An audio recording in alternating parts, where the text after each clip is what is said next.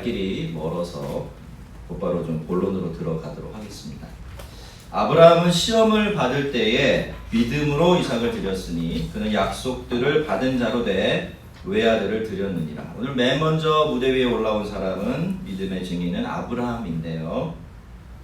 우선 여기서 나타나는 아브라함의 믿음은 시험을 이긴 믿음이다 라고 그렇게 정리를 좀 해볼 수 있을 것 같습니다.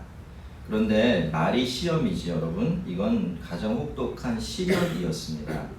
100살에 얻은 외아들 이제 사람 구실 좀 할 때 되니까 그 아들 네 손으로 제물로 잡아서 나에게 바쳐라 라는 하나님의 명령이었기 때문이죠. 여러분, 이 세상에 그 어떤 아버지가요 자기가 죽으면 죽었지 이런 짓을 할 수가 있겠습니까? 하지만 17절은요 그 사건의 결말을 아주 간단하고 어떻게 보면 굉장히 건조하게 이렇게 보고를 하고 있어요. 아브라함은 시험을 받을 때 믿음으로 이삭을 드렸다 라고 말이죠. 실제로 아브라함이 이삭을 죽인 건 아니죠. 그렇지만 아브라함은 사실 이삭을 죽였습니다. 이삭을 바쳤죠. 그 명령을 듣고 집에서도 죽였죠. 집에서 모리아산으로 가는 중에도 수없이 죽였습니다. 그리고 그 아들을 이끌고 모리아산으로 올라갈 때도 죽이고 또 죽였을 겁니다. 그 아들의 손을 결박해서 제단 위에 올려놓고 칼을 들었을 때 이미 아브라함은 자기 아들인 이삭을 죽여서 하나님께 드린 것이죠. 얼마나 힘들었을까요? 얼마나 고통스러웠겠습니까? 그런데 히브리서는요 이 시험 때문에 아브라함이 겪어냈던 고민이나 갈등, 절망이나 분노 뭐 이런 복잡한 감정들이나 고통들에 대해서는 별다른 기록을 남기지 않고 있어요. 그런 것들을 감수하고서 하나님의 명령에 순종하는 것보다 사실은 더 큰 시험이 따로 있었기 때문입니다. 17절 후반부를 보면 히브리서는 그는 약속들을 받은 자로 돼 그 외아들을 드렸느니라 라는 말로 그때 상황을 이렇게 보고해주고 있는데요. 이것이 바로 아브라함이 통과해야만 했던 진짜 시험이었습니다. 그는 약속들을 받았어요. 무슨 약속들을 받았죠? 우선 아들을 절대로 낳을 수 없는 상황인데 아들을 낳을 것이다 라는 약속을 받았죠. 그 아들을 통해서 큰 민족을 이루고 여러 나라들을 만들 것이다 라는 하나님의 약속도 받았습니다. 그 후에 약속하신 대로 이삭이 태어나게 되죠. 그렇게 잘 자라는 것 같았는데 아무 일 없이 평안하게 이 가정의 사가 흘러갈 것 같았는데 창세기 21장으로 넘어가서 보면 이스마엘이 이삭을 괴롭히는 사건이 나오죠. 그냥 괴롭힌 게 아니라 굉장히 심각하게 괴롭힌 단어예요. 그 단어 자체가 도저히 같이 놓을 수가 없는 상황이 된 거죠. 이 일 때문에 사라는 하갈과 이스마엘을 집에서 내쫓으라고 그렇게 이제 요구를 하죠. 그래서 아브라함이 고민이 깊습니다. 왜? 이스마엘도 어엿한 자기 아들이니까 말입니다. 그런데 그때 하나님께서 이렇게 결론을 내려주시죠. 네 아이나 네 여종으로 말미암아 근심하지 말고 사라가 내게 이른 말을 다 들으라. 이삭에게서 나는 자라야 내 씨라 부를 것이니라. 하갈과 이스마엘은 내가 책임지고 돌봐줄 테니까 너는 걱정 말고 사라의 말들 그를 내보내라 라고 말씀하셨던 것이고, 나는 내 약속을 이삭을 통해서만 이룰 테니까 다시는 다른 생각하지 말아라 라고 한번 다시 이렇게 도장을 찍어주신 것입니다. 자, 이런 맥락에서 우리가 하나님의 이 명령 다시 한번 풀어보면 이렇게 돼요. 하나님은 이삭을 통해서만 하나님의 약속을 이루실 것입니다. 그렇게 하시겠다고 누차 말씀하시고 재확인해 주셨죠. 그런데 그 하나님께서 이제 그 이삭을 죽여서 제물로 바치라고 하신 겁니다. 말이 됩니까 여러분? 앞에 나온 약속하고 뒤에 나온 하나님의 명령은 서로 어긋나 있어요. 그죠? 둘 다 챙길 수 있는 방법이 도무지 없을 것 같이 둘은 서로 모순되어 있습니다. 자, 그렇다면 여러분 아브라함은 어떻게 해야 되죠? 이 말씀에 순종해야 합니까? 순종하지 말아야 합니까? 상식적으로 보면 순종하면 안 되죠. 왜요? 그 말씀에 순종을 해서 이삭을 죽이게 되면 어떤 일이 벌어집니까? 약속을 받은 아브라함 자신이 자기 손으로 하나님의 약속을 망가뜨리는 일이 벌어지는 거죠. 그러니까 상식적으로만 보면 이 말씀 따르면 안 되는 겁니다. 그런데 어때요? 분명히 명령이 떨어진 거예요. 하나님의 명령이 떨어진 겁니다. 그러니 어떻게 됩니까? 함부로 무시할 수도 없죠. 우리가 진퇴양난이라고 부르는 상황이 지금 아브라함에게 벌어져 버린 것입니다. 근데 여러분, 우리는 어떻습니까? 인간이라면요, 누구나 마음과 생각이 앞쪽으로 기울게 돼 있어요. 아, 하나님의 약속이 이러니까 지금 새롭게 주어진 이 약속은 나를 떠보는 거구나. 에이, 내가 안 바쳐도 되겠지? 라고 하는 쪽으로 생각이 몰려갈 수가 있는 겁니다. 우리는 이런 경우에는 하나님의 약속을, 하나님의 말씀에 순종하지 않아도 되는 그런 구실로 삼기가 쉽습니다. 그런데 아브라함이 어떻게 합니까? 그는 그 아들에 대한 약속들을 받았지만 외아들을 드렸습니다. 그리고 성경은요, 아브라함은 믿음으로 이삭을 드렸다라고 말하고 있어요. 이게 무슨 뜻이냐면 100점짜리 답을 내놨던 겁니다. 그래서 지금 성경이 잘했다고 박수를 쳐주고 있는 거예요. 여러분, 사실 이 시험은 단순히 아브라함이 아들을 바칠 수 있느냐 없느냐를 알아보기 위한 것이 아니었습니다. 그것도 중요했지만 더 중요한 것이 있었는데요. 하나님은 그때 이삭에게 그렇게 물으신 거예요. 너는 이렇게 나의 약속이 완전히 깨어져 나가는 것 같은 이런 상황 속에서도 내가 이 약속을 반드시 지킬 것이라는 것을 믿을 수 있겠냐? 그 사실을 믿고 내가 하라는 대로 너는 순종할 수 있겠냐? 이렇게 물으신 것입니다. 여러분, 아브라함이 이 숨겨진 질문을 알아들었을까요? 저는 그렇다고 생각합니다. 그러니까 100점짜리 대답을 내어놓을 수 있었겠죠. 자, 그렇다면 아브라함은 어떻게 해서 이 정답을 맞출 수 있었을까요? 18절과 19절을 우리가 함께 한번 읽어보겠습니다. 시작. 그에게 이미 말씀하시기를 내 자손이라 칭할 자는 이삭으로 말미암음이라 하였으니 그가 하나님이 능히 이삭을 죽은 자 가운데서 다시 살리실 줄로 생각한지라. 여러분, 이게 아브라함이 정답을 맞힐 수 있는 이유였어요. 내 자손이라 칭할 자는 이삭으로 말미암음이라. 아브라함은 이 약속이 절대로 취소되거나 변경될 수 없다는 사실을 믿고 있었어요. 몇 번이나 하나님께서 그렇게 말씀하시고 거듭거듭 확인해 주셨기 때문이죠. 그런데 이런 상황에서 하나님께서 이삭을 죽이라고 말씀하신 겁니다. 서로 모순되는 일이 벌어진 거죠. 하지만 여러분, 아브라함에게는요, 이 두 가지가 서로 모순되는 것이 아니었어요. 이미 아브라함은 하나님이 죽은 자를 살리시고 없는 자를 있는 자로 부르시는 분이시라는 것을 알고 있었죠. 왜요? 이삭 때문이에요. 이삭이 어떻게 태어났습니까? 얘는 이 세상에 있을 수 없는 아이예요. 도무지 있을 가능성이 없는 아이죠. 죽은 두 사람에게서 생명이 나온 그런 아이이기 때문이에요. 그렇죠? 그러면 이 일을 통해서 아브라함이 뭘 확실하게 배웠을까요? 아하, 하나님은 이런 것에는 매여 있지 않는 분이시구나. 성경이 말하는 대로 죽은 자를 살리시고 없는 자를 있는 분으로 부르시는 분이시구나 라는 것을 확신할 수 있었을 겁니다. 자, 그러니 아브라함에게 있어서 죽음은 끝이 아닙니다. 그러니까 이삭이 죽는다고 해서 하나님께서 이삭을 통해 이루시겠다고 하신 그 약속이 수포로 돌아가는 일은 아니라는 거죠. 자, 이삭에 대해서 그런 약속을 주셨던 그 하나님이 이제 이삭을 죽여서 제물로 바치라고 말했다면, 하나님은 그렇지만 약속을 반드시 지킬 것이라면 가능성은 하나밖에 남지 않죠. 그게 뭡니까? 아브라함이 이삭을 제물로 바쳐도 하나님은 그 이삭을 다시 살리실 것이다. 그래서 하나님의 약속 꼭 지키실 것이다. 이렇게 결론을 아브라함이 내릴 수밖에 없었던 것이죠. 그러니까 비록 그 일이 어떻습니까? 아버지의 손으로 아들을 죽여야만 하는 정말 커다란 고통을 감수해내야만 감당할 수 있는 그런 일이었던 것은 틀림이 없지만, 그럼에도 불구하고 아브라함은 자기 아들 이삭을 하나님께 제물로 드리기로 결단할 수가 있었던 것입니다. 창세기 22장 5절을 보아도 아브라함의 그런 믿음이 고스란히 표현이 되어 있어요. 이게 히브리서 기자의 그냥 추론이 아니라는 거예요. 거기 보면은요, 아브라함은 이삭과 모리아산으로 올라가면서 자기 종들에게 뭐라고 이야기하냐면요, 너희는 나귀와 함께 여기서 기다리라. 내가 아이와 함께 저기 가서 예배하고, 그 다음이 중요해요. 우리가 너희에게로 돌아오리라. 우리가 너희에게로 돌아오리라. 지금 누구 올라가죠? 그러면 올 땐 누구만 와야 돼요? 그렇죠? 그럼 우리라고 말할 수 있나요? 없어요. 내가 라면 아니면 아예 주어 자체를 말하지 않아야 돼요. 그죠? 우리의 어법으로 하면. 근데 아브라함은 이상하게 얘를 데리고 올라가서 얘를 지금 제물로 바치려고 하고 올라가고 있으면서도 올 때 같이 올 거라고 그렇게 이야기하는 거죠.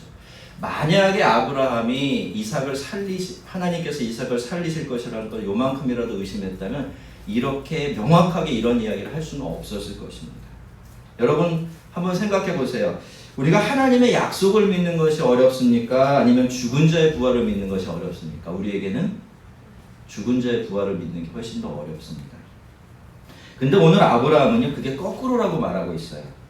아브라함은 이렇게 말하죠. 하나님만 신뢰할 수 있다면, 하나님의 약속만 진짜로 믿을 수 있다면 이 세상에 믿을 수 없는 일이 없고 순종할 수 없는 명령이 없다라고 말합니다. 상식적으로 생각하는 것과 믿음을 통해 생각하는 것 사이에는 이만큼이나 엄청난 차이가 있다라고 지금 아브라함은 자신의 이야기를 통해서 우리에게 설교를 하고 있는 것이에요. 성도 여러분, 우리가 믿는 하나님은 어떤 하나님이십니까? 우리는 하나님을 어떻게 믿고 있죠? 여러분, 우리 하나님은요, 아브라함의 하나님이에요.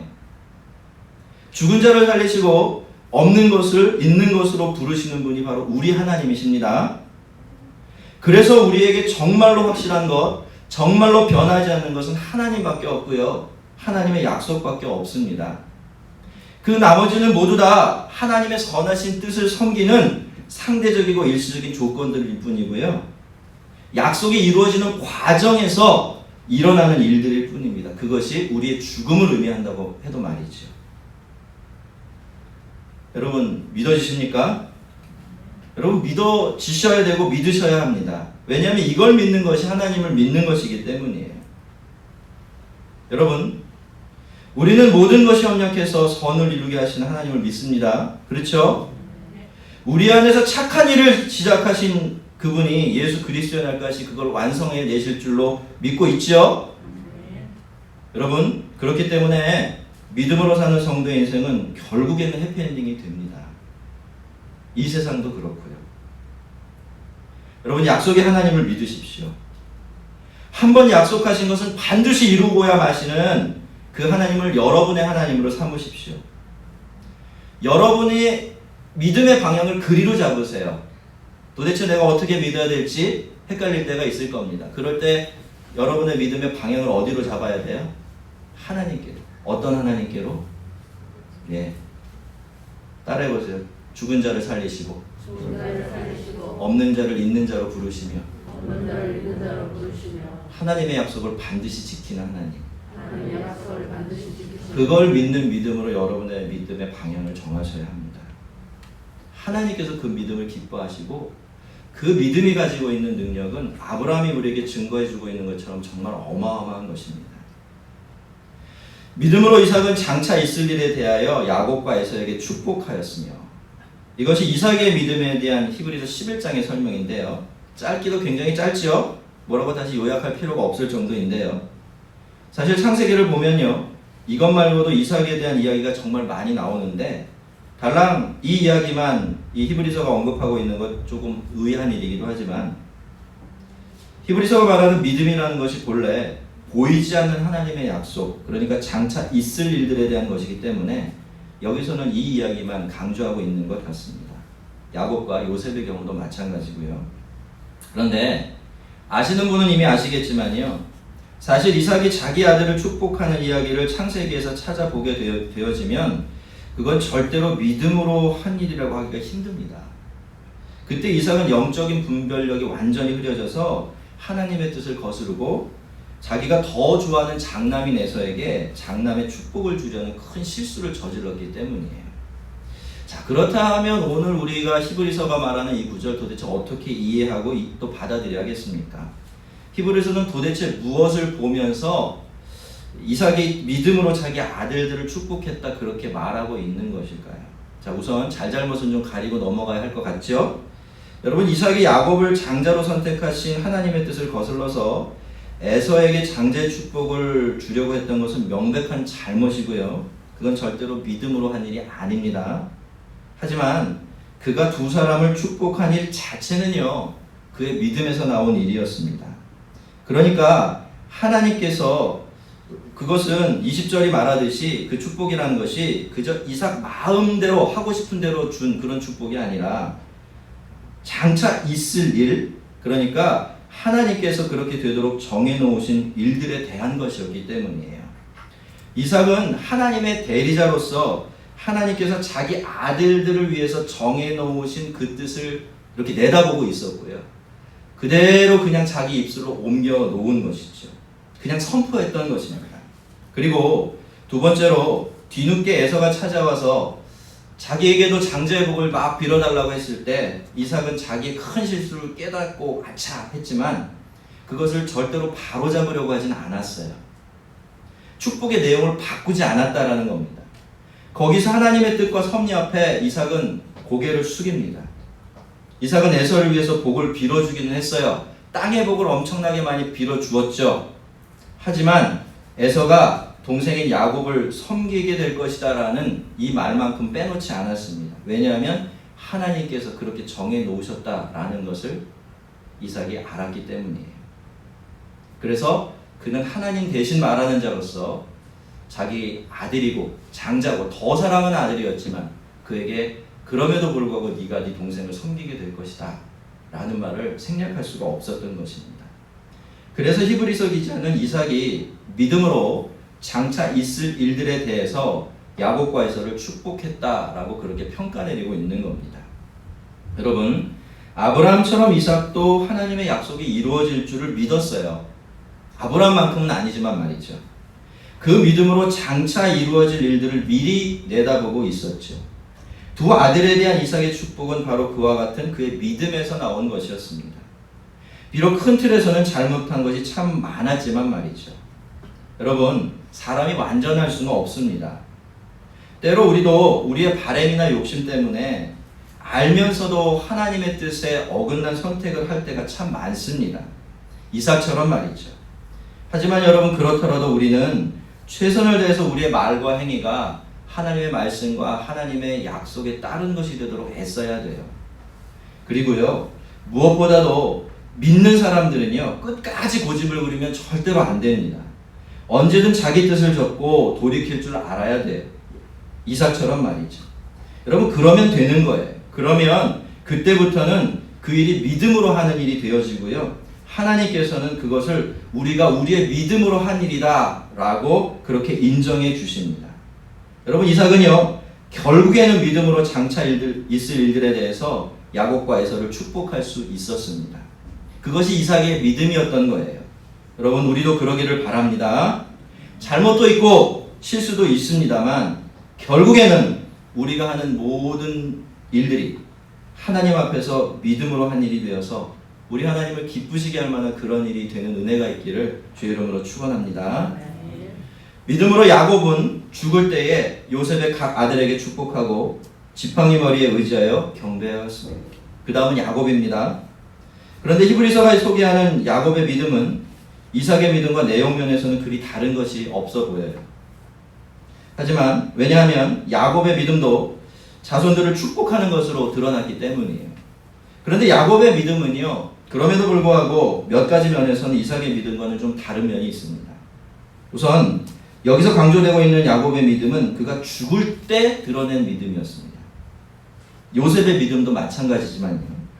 그래서 여기서 잠깐 이 두 사람의 믿음을 먼저 좀 정리해보고 넘어간다면 두 사람의 믿음은 어떤 믿음이다? 끝까지 인내한 믿음이다. 그렇게 정리해볼 수가 있을 것 같습니다.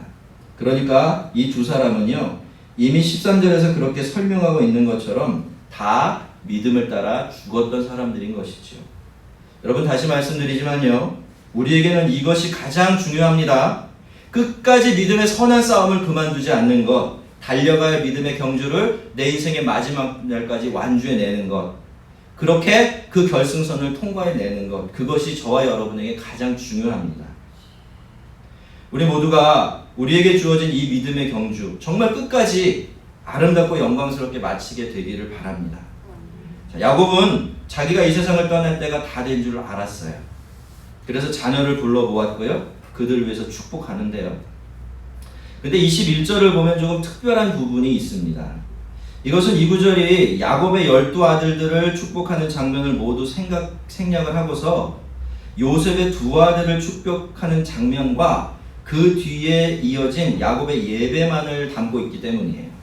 자, 잠깐 창세기 48장으로 돌아가 보면 원래 스토리가 이렇습니다. 야곱은 자기가 병들었다는 소식을 듣고 찾아온 요셉에게 내가 내 손주들을 축복할 테니까 좀 데리고 오라 라고 이렇게 얘기해요. 그쵸? 자, 그러니 이렇게 보니까 아버지가 어떻습니까? 지금 너무 연로해서 앞을 전혀 보지 못해서 누가 누구인지 잘 모르는 거예요. 그래서 이 효심지극한 요셉은 아버지가 아들들에게 축복하기 쉽게 하라고 야곱을 위해서 야곱의 오른손 쪽에는 손주인 에브라임을, 큰 손주인 에브라임을, 그리고 왼손 쪽에는 작은 손주인 므낫세를 위치하도록 해요. 왜냐하면 이스라엘의 전통 속에서 오른손은 장자의 손이에요. 장자에게만 얹어서 축복할 수 있는 선입니다. 그래서 둘을 만약에 같이 축복을 해야 된다면 반드시 오른손이 어디 가야 되죠? 첫째 아들에게 가야 돼요. 근데 야곱은 어떻게 합니까? 그렇게 배려해서 요셉이 아들들을 그 손에다 쫙 갖다 놓으니까 싹 손을 바꾸죠. 그래서 이렇게 큰 아들을 왼손으로, 작은 아들을 오른손으로 축복하려고 해요. 요셉이 깜짝 놀라서 아버지가 잘못 알고 그러는가 보다 해서 바로 잡아주려고 했죠. 그때 이 요셉은, 야곱은 손사래를 치면서 이렇게 말해요. 나도 알아. 그도 한 족속이 되며 그도 크게 되려니와. 큰아들 얘기하는 거죠. 그의 아우가 그보다 큰 자가 되고 그의 자손이 여러 민족을 이루리라 라고 말합니다. 자, 그렇게 야곱은 차남에게 장자의 축복을 해주죠. 그리고 기록된 순서가 좀 바뀌기는 했지만 야곱은 요셉에게 자기가 죽거든 애굽에 장사 지내지 말고 조상의 묘지에다가 장사 지내달라고 맹세를 시키고 그 맹세를 요셉이 받아들이자 침상에서 누워있던 몸을 일으켜서 지팡이에 의지해서 하나님을 경배합니다. 자, 이 이야기 속에 나타난 야곱의 믿음은 하나님께서 하나님의 뜻을 이루실 것을 확신하는 믿음이에요. 그래서 원래는 요셉이 그렇게 해야 되는데 자기가 요셉의 아들을 축복한 겁니다. 그것도 순서를 바꿔가면서 말이죠.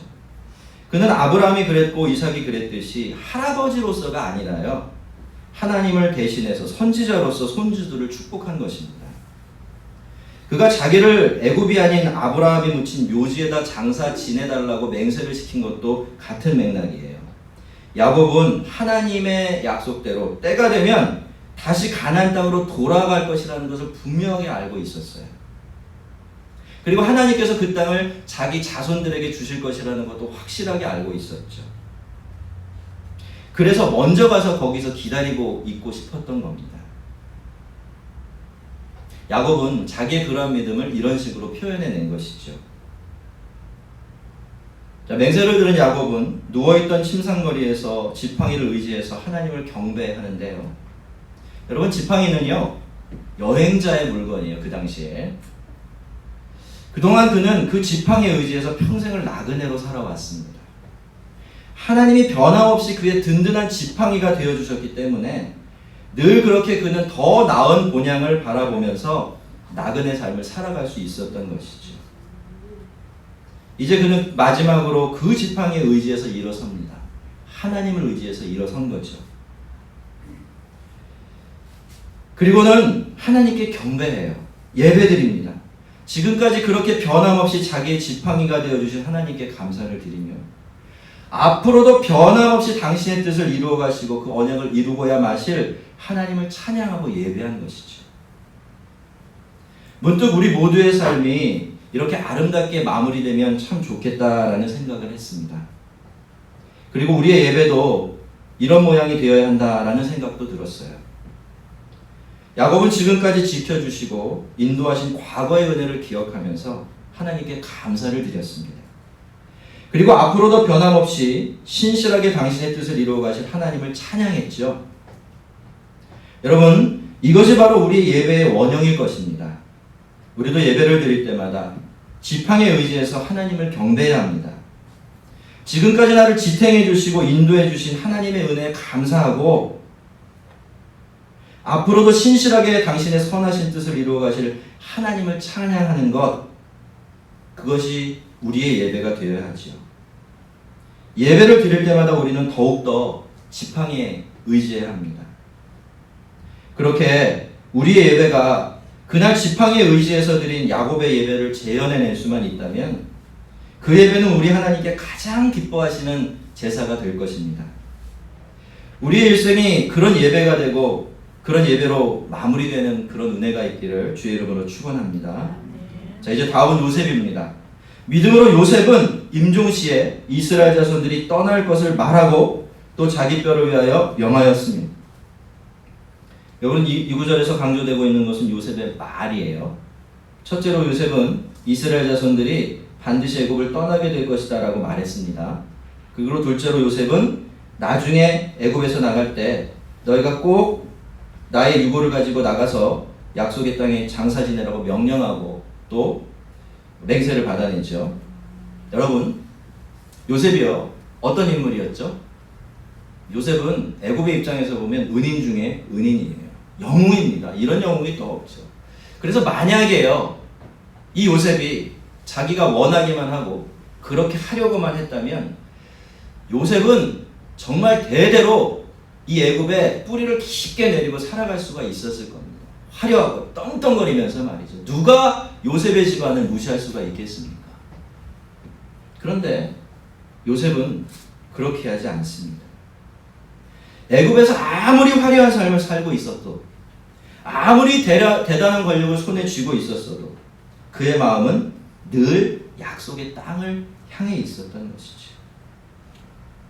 하지만 요셉은요, 시간이라는 것, 그리고 세월이라는 것이 얼마나 위험한지를 알고 있었습니다.